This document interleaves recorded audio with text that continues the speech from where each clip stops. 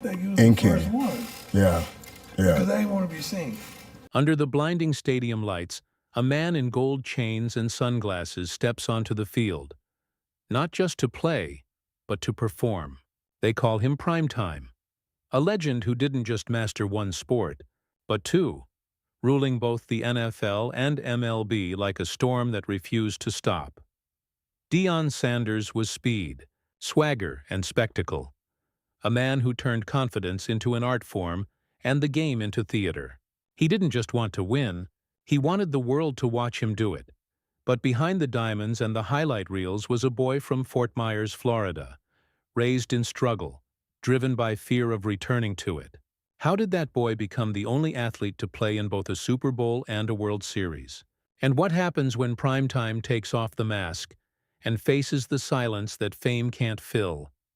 This is the story of Deion Sanders, the man who lived life at full speed and learned what it truly means to slow down.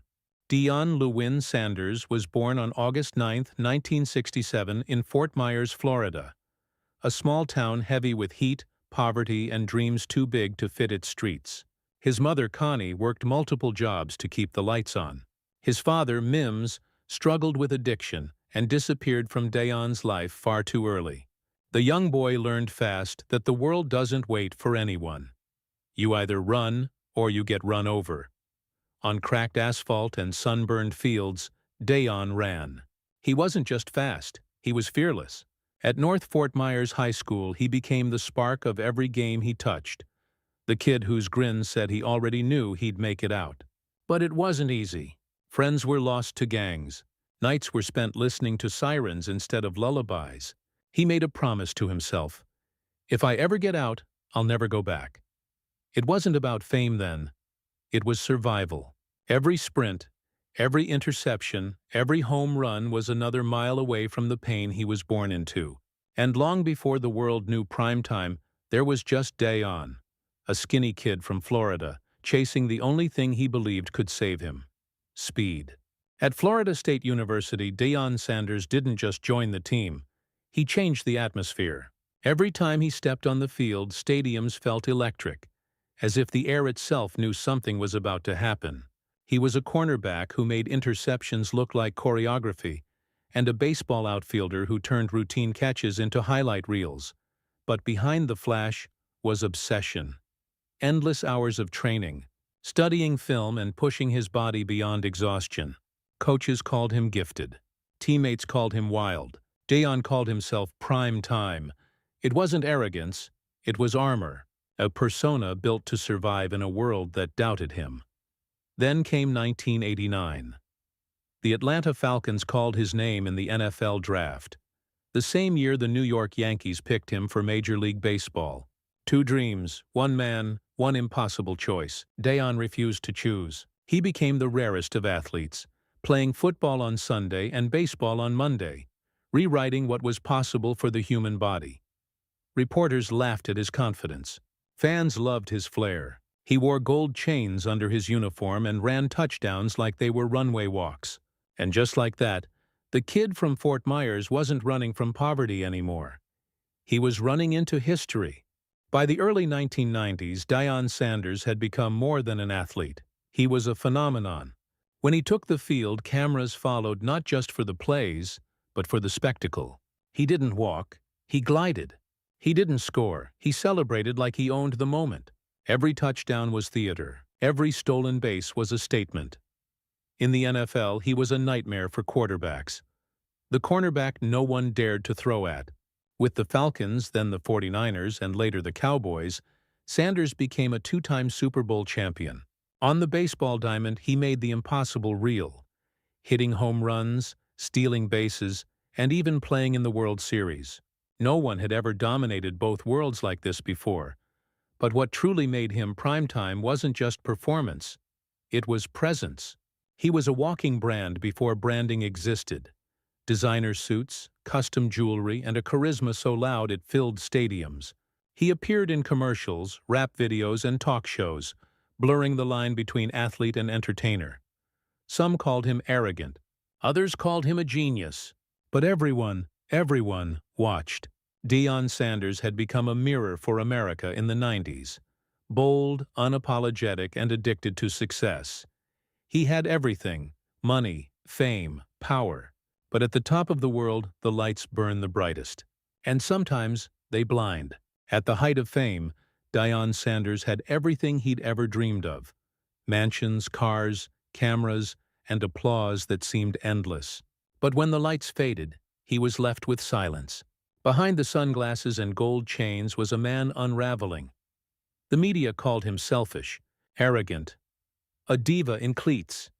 They mocked his confidence, twisted his words, and painted him as the villain of his own story. And while the world saw a superstar dancing in the end zone, Deion was fighting battles no one else could see. His marriage fell apart. He lost friends, purpose, and peace. The man who once played two sports at once couldn't even play the game of life without breaking down. In his autobiography, he admitted, "I had money, fame, cars, women, but I was empty. I wanted to die." It was a confession that stunned the world. How could Prime Time, the man who embodied confidence, be drowning in despair? He drove his car off a cliff one night and survived. And in that wreckage, he found something he'd been running from all along: faith. He began reading the Bible, searching for a reason to live beyond the cheers. The world had watched Deion Sanders win every game that mattered. Now, for the first time, he was trying to win back himself. Out of the wreckage came a new man. The same confidence that once fueled Prime Time now served a different purpose. Not to shine for himself, but to light the way for others. Deion Sanders found faith, and with it, clarity. He began speaking in churches, mentoring young athletes, and using his story to teach a lesson few could deliver: that fame without faith is a hollow victory. But he wasn't done with football. He returned, not as a player, but as Coach Prime. At Jackson State University, a historically black college often overlooked by the national spotlight, Deion turned the program into a movement. He preached discipline, swagger, and self-worth. His players didn't just learn to win games. They learned to believe they were worthy of greatness. His energy was contagious, his words sharp as ever. "Don't let my confidence offend your insecurity," he told reporters, smiling like the Prime Time of old. Except this time, the spotlight wasn't just on him. It was on everyone he lifted. When he later joined the University of Colorado, the country watched again. But now, for a different reason. Deion Sanders had evolved from a headline into a leader, from a showman into a shepherd. He was no longer chasing the roar of the crowd. He was building something that would echo long after it fades.